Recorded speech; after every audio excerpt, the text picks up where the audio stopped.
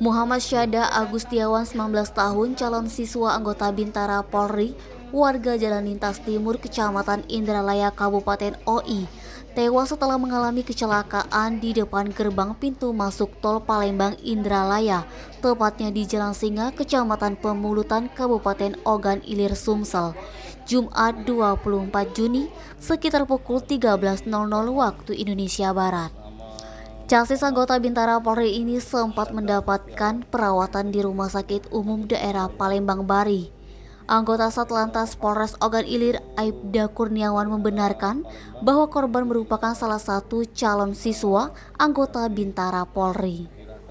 Kecelakaan berawal dari chassis anggota Bintara Polri ini mengendarai sepeda motor NMAX dari Palembang menuju tempat tinggalnya. Kemudian ketika melintasi tempat kejadian perkara, korban menabrak mobil Puso. Oleh petugas, korban dibawa ke Rumah Sakit Umum Daerah Palembang Bari. Sampai di rumah sakit, sempat mendapatkan perawatan medis, namun korban tidak bisa diselamatkan dan meninggal dunia. Denny, Sumeko TV melaporkan.